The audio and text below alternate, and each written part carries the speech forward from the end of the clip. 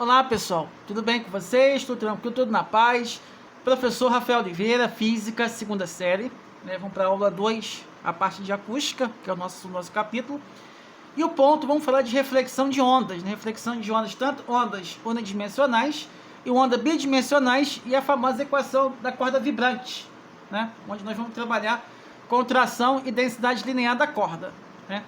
Então, o que nós vamos fazer? Quando você tem uma reflexão de ondas, com extremidade móvel, aqui você tem uma corda, aqui você tem algo que você faz mover. Você pode colocar um anel, um anel numa haste, que você pode fazer um buraco no chão, furar a terra e enterrar, igual por exemplo a madeira da vassoura, e a partir dali você aplicar um pulso, é bem fácil, tá? Observa quando o pulso é dado da esquerda para a direita, ele vai o quê? Crista. E quando ele for voltar, também ele vai voltar o quê? Crista. Vai refletir. Repara que aqui não vai ter inversão de fase, Você vai aqui para cima e vai voltar refletido, certo? Então, essa é uma reflexão de onda extremidade móvel, tá? Quando não existe inversão de fase, tá? Não existe inversão de fase e existe esse comportamento aqui. Tem que observar bem, Física nós aprendemos observando, Pense pelo lado bom. Ondas e ótica representam o centro da física, É praticamente como se fosse o arroz e feijão, Que é o corpo das provas. E ainda estamos na segunda série, tem muita coisa para nós aprendermos ainda. Mas vocês estão bem adiantados em relação ao conteúdo, estão bem, E o calendário permite isso. Tudo dentro do contexto, cada semana aula sempre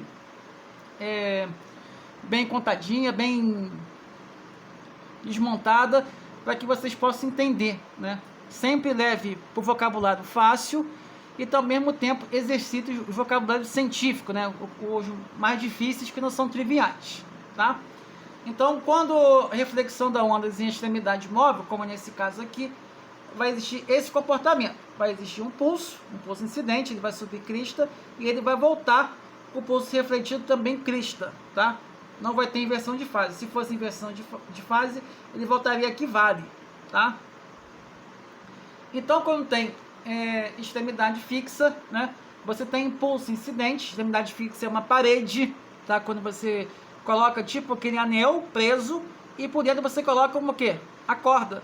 Quando você dá esse pulso aqui para cima, aqui, o pulso incidente, e quando ele reflete, ele volta o quê? Ele volta vale, Ele volta esse buraco aqui, tá? Mas esse buraco aqui é vale, tá? Não pode colocar no trabalho que é buraco não, tem que colocar vale, tá? Vai crista e volta vale, tá? Máximo crista, mínimo vale, tá? Existe o quê? Um pulso incidente e um pulso refletido, quando existe uma extremidade fixa, certo? Agora, reflexão de ondas em ondas bidimensional, certo? É o fenômeno pelo qual uma onda retorna ao meio à origem após incidência de superfície refletora, Na figura abaixo está ilustrada a reflexão de um trem de ondas retas que incide sobre uma superfície plana. Você pode, por exemplo, quando você coloca um palácio, palácio, que geralmente tem um espelho d'água. Você vê muito isso em Brasília.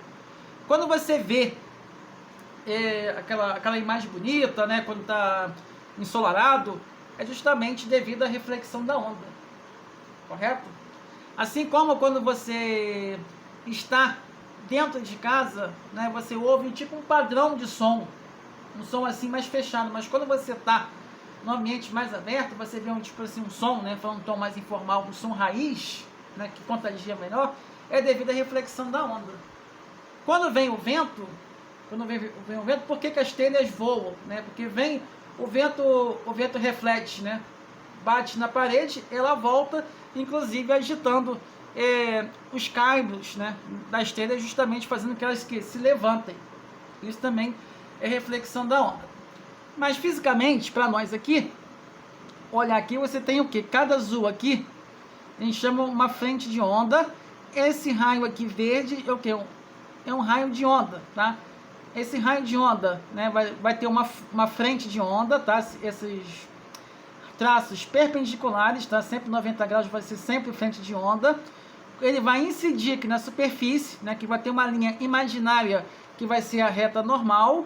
Ele vai refletir, né? Se reflete aqui 50, a reflexão também vai ser 50, digamos assim. O ângulo de incidência é igual ao ângulo de reflexão, tá? Não existe passagem de meio, certo? Se uma onda, por exemplo, ela reflete 20 metros por segundo, a velocidade dela, ela vai retornar também a 20 metros por segundo, certo? Simplesmente ela vai bater e ela vai voltar, certo? Isso é a reflexão da onda.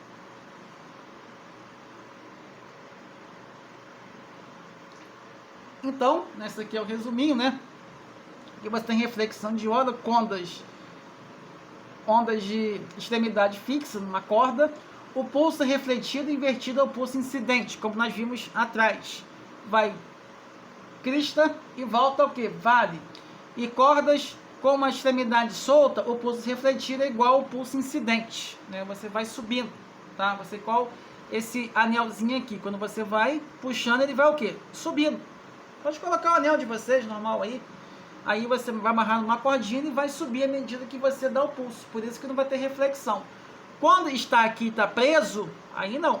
Aí vai em cima, vai refletir embaixo, certo?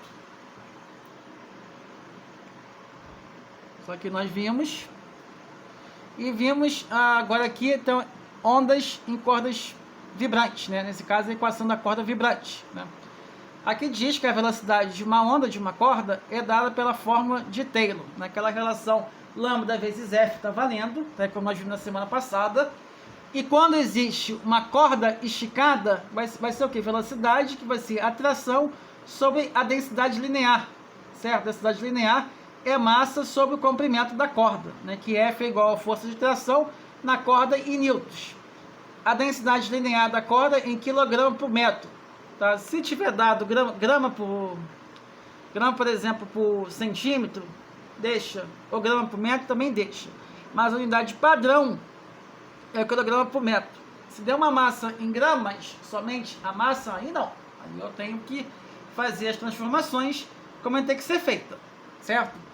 Então, esse μL aqui significa o quê? Densidade linear, porque o μ é densidade, L é linear. Isso aqui é a massa, isso aqui é o comprimento. Isso só vai ser aplicado quando for corda vibrante, tá? O enunciado vai dar um pouco diferente do que nós estamos habituados a ver, tá? Então são os versos 5, tá? Exercício da apostila, tá? Eu peguei o exercício está real, tá? Sem a necessidade de fazer adaptações para poder manter a originalidade do texto. Questão 25, mas não está na ordem, tá? Então, o FPA diz o seguinte, que ondas têm frequência de 10 Hz e propagam velocidade de 400 metros por segundo. Então, quanto vale o seu comprimento de onda? Então, nesse caso aqui, vamos aplicar o quê? V igual a quê? Lambda vezes F. O que eu tenho? Eu tenho a velocidade que é 400 metros por segundo e eu tenho a frequência que é 10 Hz. Então, aplicamos a relação. V é igual lambda vezes F. Então, 400 é igual a 10 vezes lambda, então lambda é igual a quanto? 10 metros. Beleza, né? A questão 23. Suponha uma corda de 10 metros de comprimento e massa igual a 500 gramas. Uma força de intensidade de 300 N traciona e determina a velocidade de propagação de um pulso dessa corda. Nesse caso aqui, nós vamos ter que aplicar a equação da corda vibrante, né? Porque se você tiver a massa e o comprimento, você vai ter o que? A densidade linear. E depois só usar a fórmula direta. Então vai ser μ é igual a M sobre L, que vai ser o μ, que é igual a 0,500 sobre 10. O μ vai ser 0,05 kg por metro. E a velocidade é igual a quê? Raiz de tração sobre μ, que vai ser 300 dividido por 0,05, que nós achamos 77,45 metros por segundo. Tá? Então utilizamos a fórmula da corda vibrante. A questão 26. Uma corda de massa específica linear 10 gramas por metro tem uma sustentabilidade presa, o motor ligado é outra. E após passar uma polia fixa, sustenta um peso de 100 newtons. Nota-se na parte mantida horizontal a formação de onda de comprimento de 30 centímetros. Acha a frequência de vibração do motor. Nesse caso, nós temos que achar o quê? A velocidade, para a equação da corda vibrante, porque nós temos o peso que traciona, a força que traciona, e nós temos a densidade linear. E o comprimento de onda é 30 centímetros, que é o quê? 0,30 metros, que eu tenho que colocar para metro. Então, né, nós temos que anotar os dados da questão. A densidade linear, μ é igual 10 gramas por metro, T é igual a 100 newtons, lambda, que eu chamo isso aqui de lambda, de 0,30 metros. A velocidade de propagação é dada, V é igual a lambda vezes F. Esse lambda aqui é o 0,30. A velocidade eu vou achar utilizando o quê? A equação da corda vibrante, porque eu tenho a minha atração e eu tenho minha densidade linear, certo? Então, você vai ter a velocidade, que é raiz de T sobre μ, que é 100, 0,10, 3,16. Então, eu agora tenho o V. O passo 2 é achar a frequência como nós conhecemos, né? V 3,16, que é igual a 0,30, F, que F é igual a 10,5 Hz. Certo? Bonita, né?